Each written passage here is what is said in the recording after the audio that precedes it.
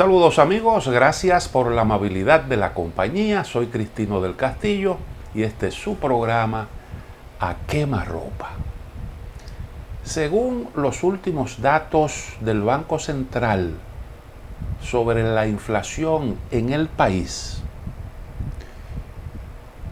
cabe destacar que la acumulada en los primeros 5 meses del presente 2021, conforme a las cifras del organismo emisor, fue de 3.36% y la inflación interanual igual a 9.97%. De mayo del 2020 a mayo del 2021, la misma se ubicó en 10.48%. Según el Banco Central, el indicador de inflación anualizada a mayo de 2021 está influenciado por un sesgo transitorio al alza, que se espera que comience a disiparse gradualmente a partir de este mes. Con respecto a esto, hay aquí dos cosas que me parece importante subrayar. Lo primero es que tenemos ya una inflación de 2 dígitos. Lo vaticinamos eso hace semanas. No ocurría en República Dominicana esto en mucho tiempo. Tenemos en el país una inflación de 2 dígitos. Y eso es preocupante en un país en donde históricamente ha habido un rezago de los ingresos con respecto de los ingresos de los grupos menos privilegiados, del quintil menos privilegiado de menores recursos, pues ha habido siempre un rezago con respecto al costo de la canasta familiar. Y eso indiscutiblemente que es para nuestro país un fenómeno altamente preocupante. Lo segundo es que del informe realmente no se desprende que se trate de un problema que comenzará a disiparse a partir del presente mes. Si usted analiza detenidamente las causas de la inflación, no es muy fácil llegar a una conclusión como esa que saca el Banco Central. Yo creo que un buen ejercicio sería usted ir revisando cuáles son los factores que pueden desencadenar incrementos de precios para entonces irlo descartando o tomarlo en consideración en el caso de República Dominicana como posibles causas del fenómeno que estamos viviendo. Pues bien, entre esos factores susceptibles de desencadenar incrementos de precios está la escasez. ¿Hay escasez en la República Dominicana? Yo creo que salta a la vista que no ha habido aquí en nuestro país un descenso de la oferta. Los supermercados, las tiendas de todo tipo están llenas de mercancías. No es un problema de desabastecimiento, no es un problema de escasez. Entonces eso habría que descartarlo. No hay cambios bruscos tampoco en la tasa de cambio. Al contrario, creo que la tasa de cambio en un momento determinado descendió. Recuerden que cuando nos impactó la crisis, un mes, 2 meses después, hubo un incremento del tipo de cambio. Pero eso se revirtió y la moneda volvió otra vez al nivel en que estaba. De forma tal que ese es otro factor que nosotros tenemos que descartar. Hemos tenido estabilidad cambiaria y eso naturalmente hay que reconocérselo como un gran logro al Banco Central. Porque si usted analiza lo que ha ocurrido en la mayoría de los países de la región, usted constatará que ha habido una alteración del tipo de cambio. Eso no ha ocurrido en República Dominicana. Hemos tenido, en fin, estabilidad cambiaria. No hay exceso de dinero en circulación. República Dominicana ha mantenido disciplina en lo que tiene que ver con eso. No hemos hecho emisión de dinero inorgánico. Por tanto, ese es otro factor que debemos descartar. No se puede atribuir el incremento a los precios a cuestiones de tipo estructurales, o sea, digamos a que pudiéramos estar hablando de precios monopólicos u oligopólicos. Muchas veces los monopolios pueden producir incrementos abruptos, porque basta con que se tome una decisión para evitar pérdidas o simple y llanamente para mantener unos niveles de rentabilidad. Eso pudiera aquí ocurrir con algunos rubros, como el caso, por ejemplo, del cemento, que hay unas cuantas empresas que simple y llanamente pueden disponer eso, y entonces el aumento se hace efectivo a partir de una simple decisión.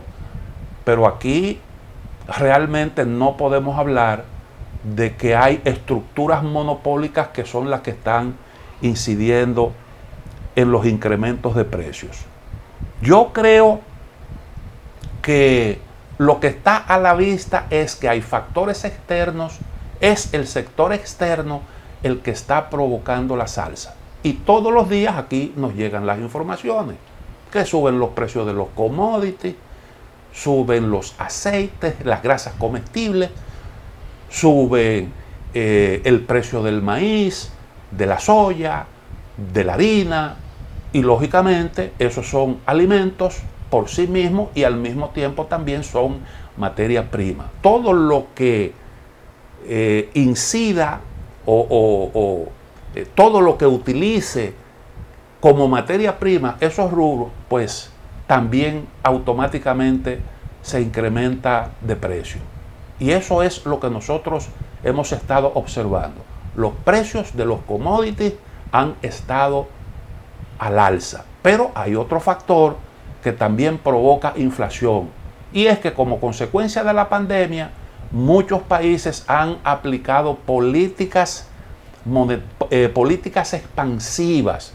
Estados Unidos, por ejemplo, ha puesto a funcionar su maquinita para imprimir dólares. El mundo está lleno de dinero y por tanto la demanda se ha incrementado y eso presiona los precios hacia el alza.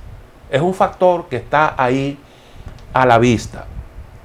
Y es importante usted determinar esto, porque si por ejemplo es un problema de dinero en exceso en circulación, bueno, pues usted baja la masa monetaria. Si es un problema de descontrol de la tasa de cambio, lo primero que hay que plantearse es cómo controlar la tasa de cambio. O si es un problema de escasez, cómo entonces usted, pues, incrementar la oferta. Aquí se ha hablado, bueno, si persiste el problema, vamos a autorizar importación. Pero el problema no es de escasez. ¿Qué es lo que usted va a importar? Si como quiera le va a llegar caro porque los precios de los productos en todas partes han aumentado. Pero no solo eso, sino que con ese tipo de medidas usted tiene también que tener mucho cuidado, porque cuando viene a ver usted quiebra la producción local si usted trae importaciones. Entonces yo creo que es importante determinar las causas. Coja el caso del pan. Se ha hablado de un incremento de un 100%. Ahí han ocurrido cosas que son curiosas, porque hubo una asociación de productores de pan que habló de un incremento del 100%. Después vino un pronunciamiento de los que se denominaron los genuinos representantes del sector de la fabricación de pan, que desmintieron eso, pero de todos modos la información es que el incremento se ha producido en un 50%, y un incremento del 50% es un incremento significativo. Si usted a ese incremento del 50% en un producto tan sensible, porque es fundamental en la dieta del dominicano. Estas son cosas que usted la tiene que ver con ojo de gente pobre. Si el que maneja, el responsable de eso, tiene que tener esa visión, tiene que saber ponderar la realidad del país. Porque aquí hay mucha gente que una cena la resuelve un pan con chocolate y más nada, o un desayuno. Y entonces puede que a eso le agregue un huevo.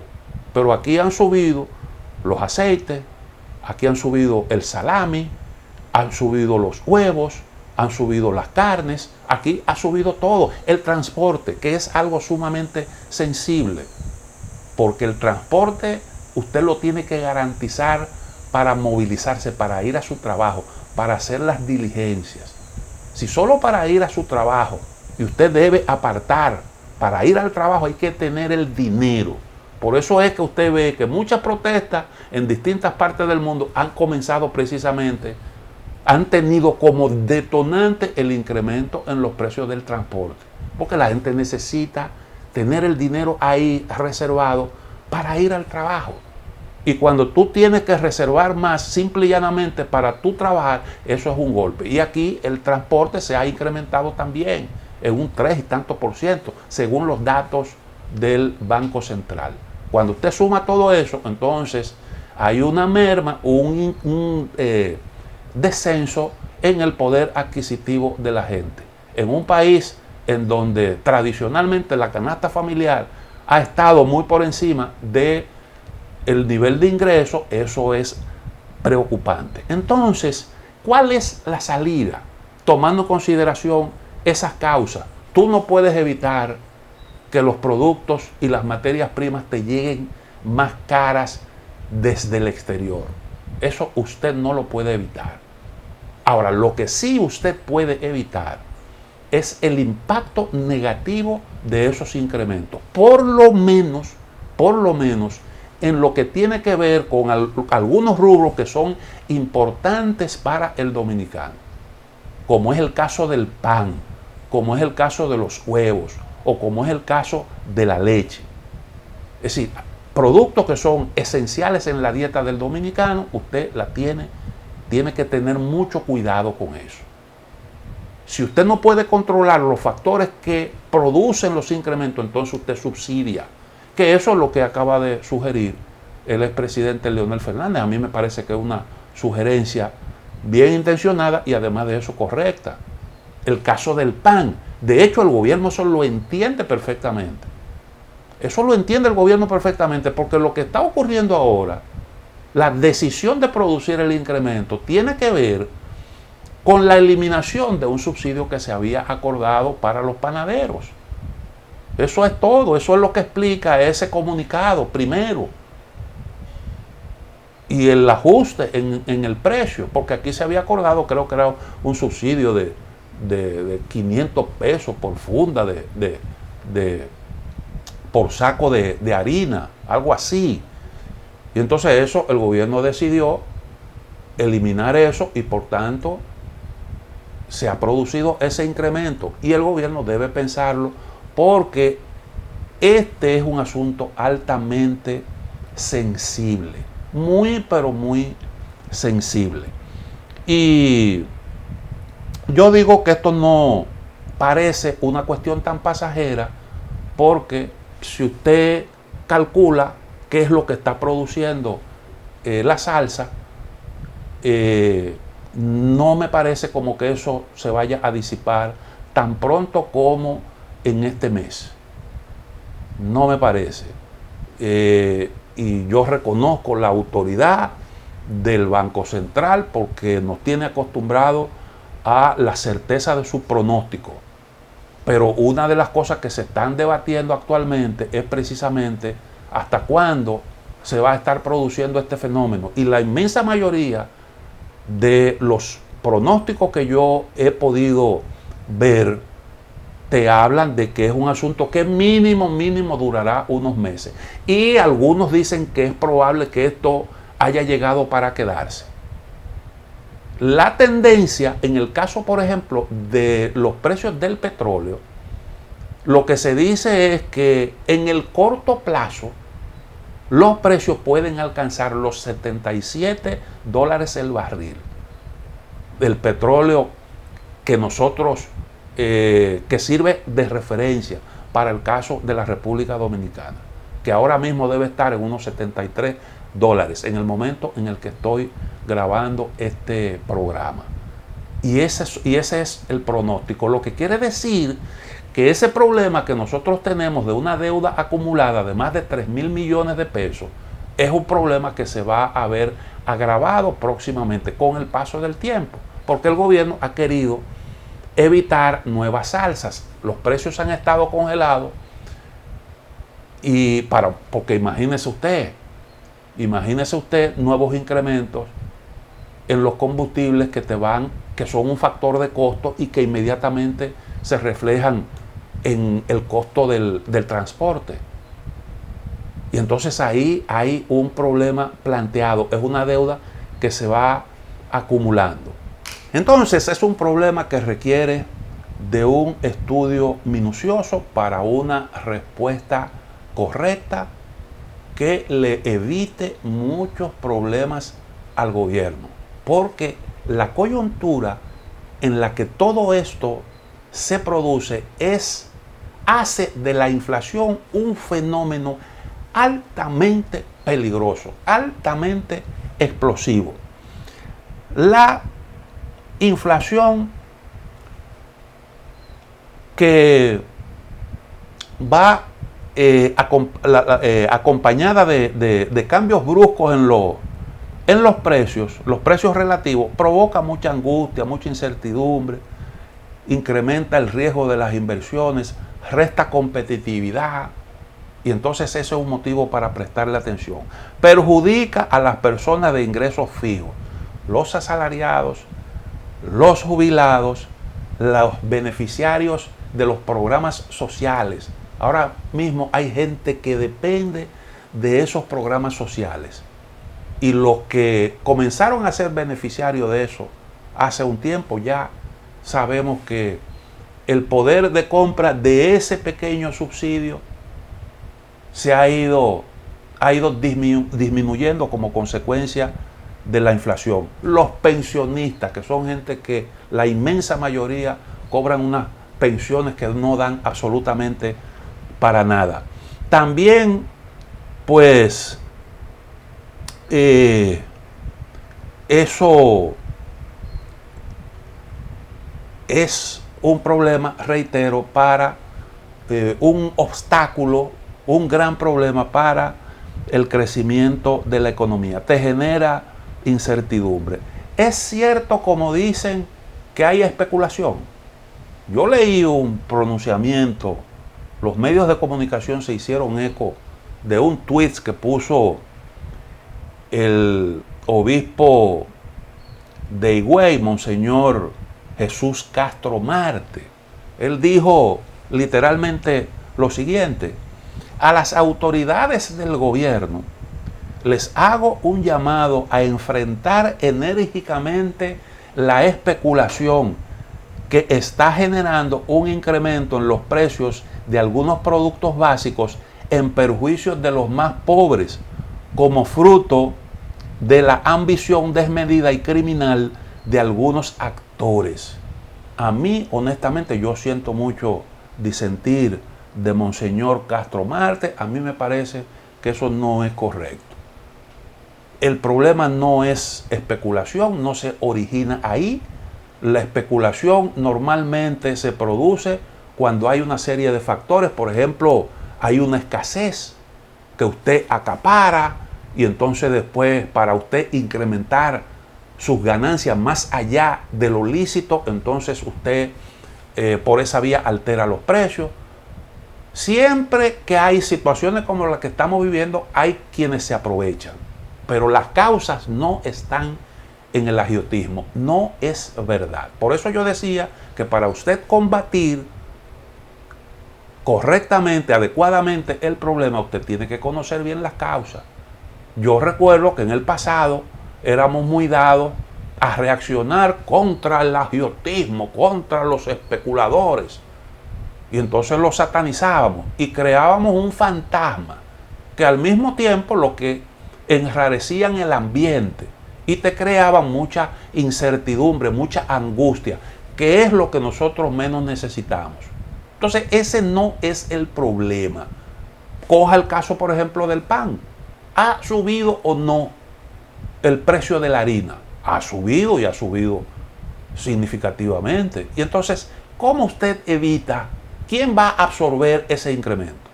Es injusto que usted le pida al productor que lo asuma, porque sencillamente eso es condenarlo a la quiebra. Él mejor prefiere dejar eso, porque tiene que tener algún ingreso para poder mantener su actividad funcionando.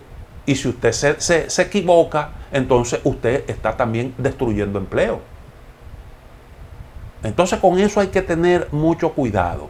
Y eso a veces, pues, sobre todo a nivel de los responsables, puede generar las actitudes, las decisiones incorrectas. No es un problema de agiotismo. Nosotros desde hace mucho tiempo que no teníamos esta situación que estamos viendo ahora.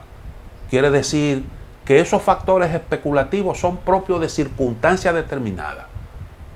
Aquí controles de precios hay para unos productos ahí, los combustibles, por ejemplo, que eso está muy bien regulado. Y aquí siempre el mercado es el que determina los precios. Y eso ha funcionado y hemos tenido estabilidad desde hace mucho tiempo. Entonces, el asunto es coyuntural y tiene que ver con esos factores que ya nosotros describimos. El asunto de las guagüitas de Hipólito. ¿Es esa una solución? Yo creo honestamente, con el respeto que me merece el expresidente Hipólito Mejía, el cariño que nosotros le tenemos, a mí me parece que esa es una mentalidad que se corresponde con situaciones del pasado. República Dominicana ya no es la misma. No es verdad que nosotros tenemos una guagüita donde quiera para usted plantearle al ciudadano eso como una alternativa, como una solución. Yo creo que es un asunto que hay que asumirlo de una forma diferente. Yo reitero, que un asunto muy sensible, con repercusiones incluso en lo político grave. Es susceptible de generar problemas, estampidas sociales, estallidos sociales y graves trastornos políticos. La inflación es un problema al que hay que tenerle cuidado. Yo recuerdo una vez que eso lo leí en algún lugar hace mucho tiempo, no recuerdo exactamente, y lo he referido un par de veces en distintos programas, que cuando Omar Torrijos era presidente de Panamá, él mandó a llamar a su despacho al ministro de Agricultura. Y desde que lo vio, que entró, le dijo: mira, yo te estoy llamando para decirte personalmente que bajes los precios del arroz. Y entonces el ministro inmediatamente sacó un folder que llevaba, ya él se imaginaba cuál era el tema, y sacó de un folder un estudio sobre los costos de la producción de arroz. Y sin esperar que el ministro argumentara, le dijo: baja el arroz, baja el arroz.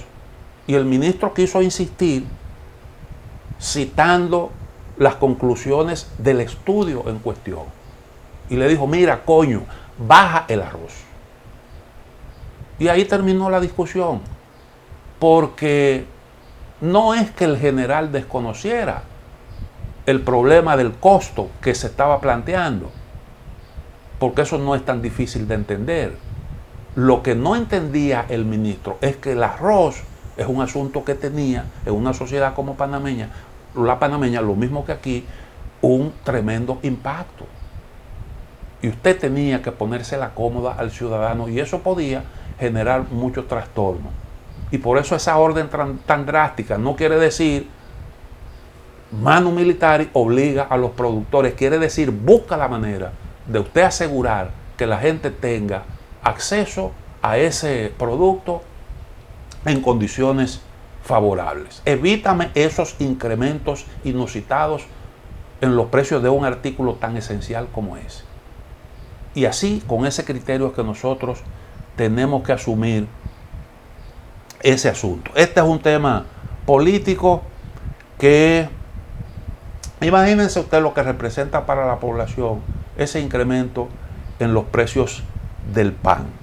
Entonces, desde ya, fíjense cómo en un momento en el que el gobierno está esperando, quiere reanimar la economía, crear las condiciones para entonces plantearse el tema de los ingresos para hacerle frente a las necesidades, el tema de la sostenibilidad fiscal.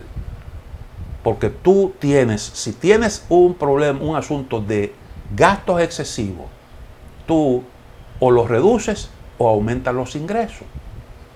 Y aquí resulta que, bueno, pues hay un problema mayúsculo de ese tipo. Pero todavía no se han comenzado las discusiones sobre eso porque el gobierno ha decidido postergarla para un momento más oportuno, cuando ya estamos planteando, se coloca en el centro de la discusión y estos incrementos hacen todavía más urgente el tema, lo que tiene que ver con los ingresos de la gente, con los salarios, con el salario mínimo. Ahí están ya los sindicatos planteando un incremento de no menos del 40% del salario mínimo. Y entonces resulta que todo eso conecta con lo que fueron las prédicas del nuevo gobierno. Naturalmente, todos estos problemas no los ha ocasionado el actual gobierno. No los ha ocasionado el actual gobierno. Pero la gente no tiene que ver con eso. La gente no se va a detener a reflexionar si el gobierno es o no culpable. El que está pensando en eso, que la gente razona de esa manera, está muy, pero muy equivocado. Pero muy equivocado, porque la gente no se detiene a hacer ese tipo de reflexiones. La gente lo que entiende es, no tengo ahora mismo para llegar a fin de mes, porque el dinero no me alcanza. Estoy pasando hambre, estoy pasando necesidades, tengo dificultades para llegar a mi trabajo y eso hay que buscarle una solución. Y le exigen al gobierno que le busque una solución. Fíjense, las experiencias de países como Brasil, Chile, Ecuador, a lo que se refería Pastrana como la consecuencia del irresponsable Maduro, que vive financiando por todas partes manifestaciones y tratando de desestabilizar, lo cual es realmente risible. Cojan, por ejemplo, lo que ocurrió en el Brasil, en el gobierno de Dilma Rousseff. El Partido de los Trabajadores gobernó 2 años con Lula, 1 año completo con Dilma Rousseff y ella fue elegida para un segundo mandato. Y entonces ya en los primeros meses de su segundo mandato comenzaron las dificultades. El Partido de los Trabajadores durante sus gobiernos garantizó avances, un buen comportamiento de la economía y una mejora sustancial de los indicadores sociales. Sacó cerca de 35 millones de brasileños de la pobreza. Toda una epopeya. Yo recuerdo que en los momentos difíciles del gobierno de Dilma Rousseff, los empresarios, la Asociación de Industriales de Brasil, que es una entidad sumamente poderosa en ese país, invitó, en ocasión de celebrar un aniversario de su fundación, como orador a ese evento a Bill Clinton.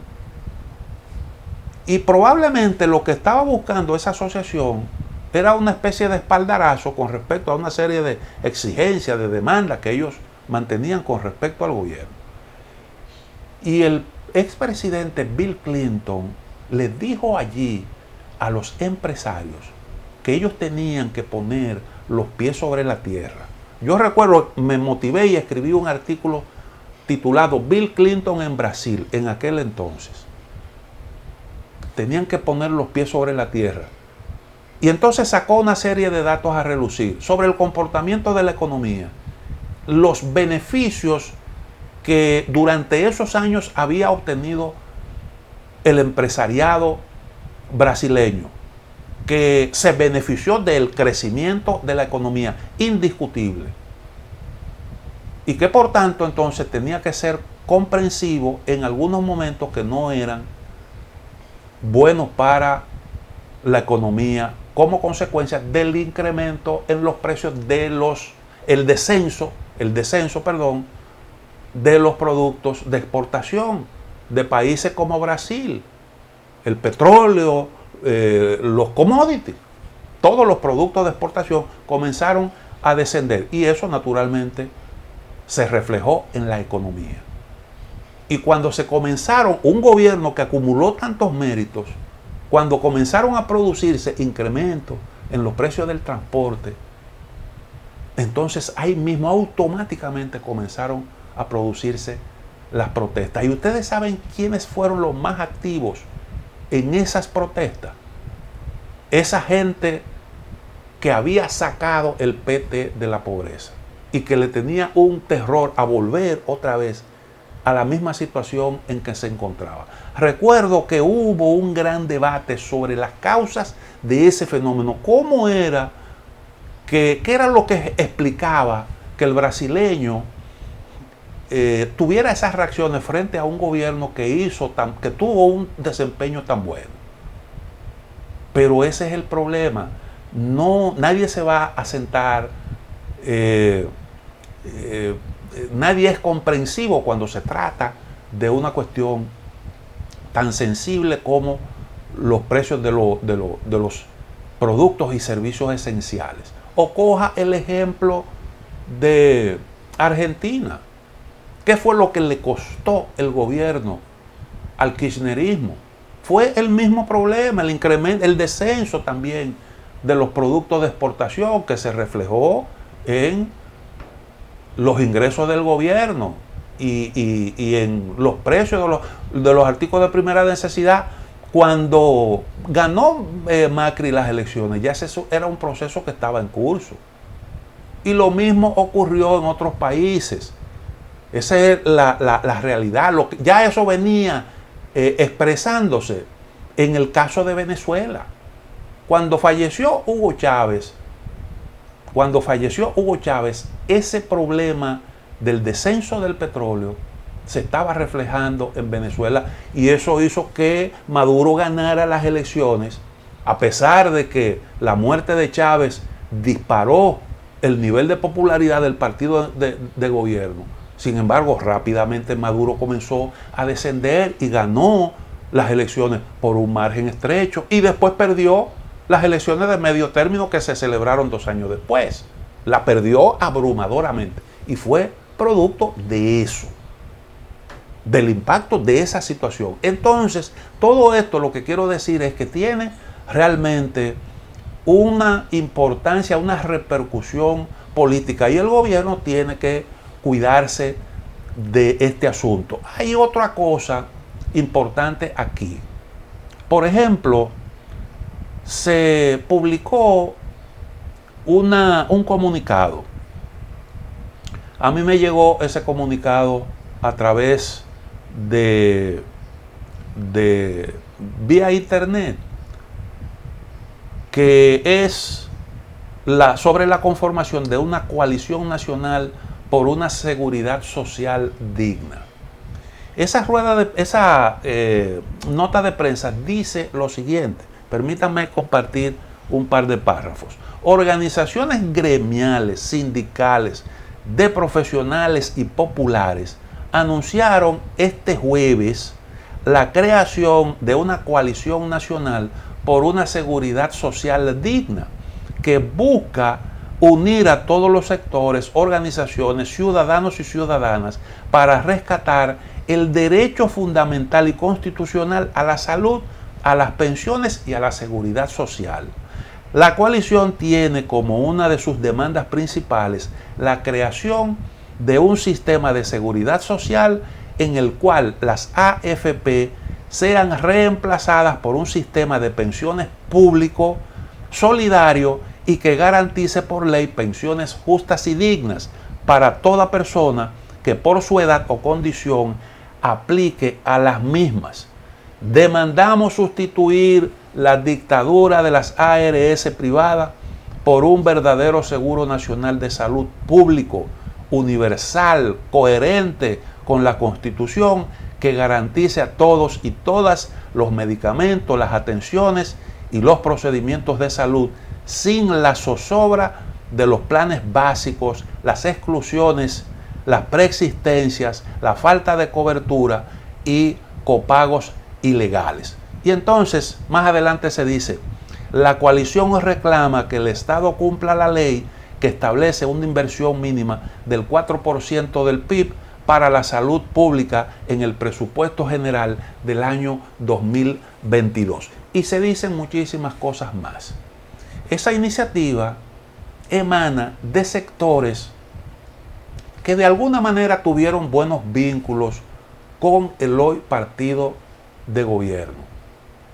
Y entonces están promoviendo la conformación de esa coalición para luchar por una asignación de un 4% del PIB a la salud, las pensiones, eso que nosotros acabamos de escuchar, que son reivindicaciones que están en el programa de gobierno, del Partido Revolucionario Moderno. Ahora, naturalmente, estamos viviendo una coyuntura difícil. ¿Cómo tú le pides al gobierno de Luis Abinader la asignación del 4% del PIB para la salud?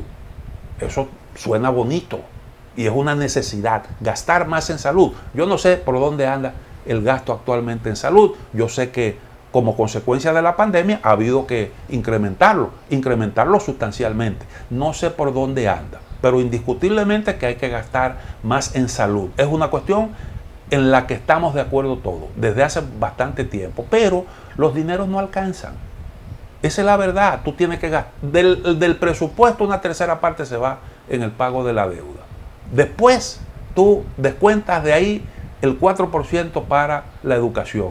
Y lo que te absorben un par de ministerios más, ya con eso se fue el presupuesto. Esa es la realidad de la República Dominicana. Entonces hay que aumentar la presión tributaria. Pero miren las circunstancias en las que estamos viviendo. Y esta es una iniciativa bonita. Yo estoy de acuerdo con la mayoría de las cosas que se dicen ahí. Yo creo en la necesidad de un sistema de seguridad social. ¿Cómo usted cree que cuando precisamente a usted le toca irse para su casa supuestamente a descansar después de haber agotado su vida laboral, y entonces resulta que usted se queda sin acceso a la salud? Le quitan su cobertura de salud. Eso es un asunto que llora ante la presencia de Dios. Cuando usted comienza entonces a necesitar de eso, en el momento en el que se supone que usted va a necesitar precisamente de esa cobertura, entonces se la quitan para que se lo lleve el diablo. Y eso para beneficiar a unos grupos que tienen unas ganancias que son realmente obscenas, unos niveles de rentabilidad que no tienen absolutamente ninguna justificación. Entonces esas son cosas que hay que abordarlas con fines de buscarle solución. Ahora, sabemos que la coyuntura es difícil para el gobierno, pero lo que yo quiero decir, lo que quiero destacar es que en un momento en el que el gobierno tiene que plantearse aumentar sus ingresos, entonces aparecen reivindicaciones de ese tipo que implican un incremento importante del gasto, porque todo eso se traduce en ¿qué? En la movilización de recursos y no dos centavos. Y en esas reivindicaciones las están empujando todos esos grupos. Y todo el mundo sabe que son necesidades sentidas y sobre las que tenemos muchísimo tiempo hablando a través de los medios de comunicación. Pero el tema no es sencillo. Y en la coyuntura actual es una dificultad. Pero, miren, en el caso de Colombia, un intento de mejorar los ingresos del gobierno, lo que hizo fue que provocó un estallido social y entonces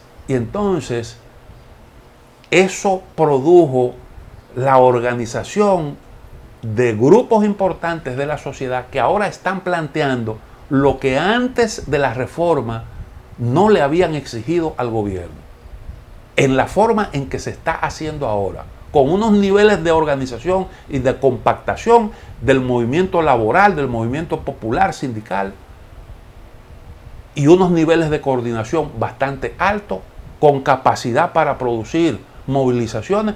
Tienen todo un plan de reivindicaciones que implica unos gastos tremendos y descargan automáticamente la posibilidad de sacrificios, de la imposición de gravámenes, de la aprobación de nuevos impuestos. Aquí, antes de que se intente la reforma fiscal, ya esas reivindicaciones se están enarbolando. Y entonces eso, desde luego, que le complica la cosa al gobierno y están produciendo un panorama bastante complicado. En un momento en el que hay que plantearse la cuestión de la reforma fiscal, pero ¿cómo tú le hablas de impuesto a la gente cuando vas a tener unos niveles de inflación tan altos? Cuando llegue el momento en el que, según el gobierno, este tema se va a abordar. Hace tiempo que eso nosotros lo dijimos, lo previmos, lo vaticinamos, se está produciendo y es todo un reto para el gobierno. Vamos a la pausa, volvemos en un momento.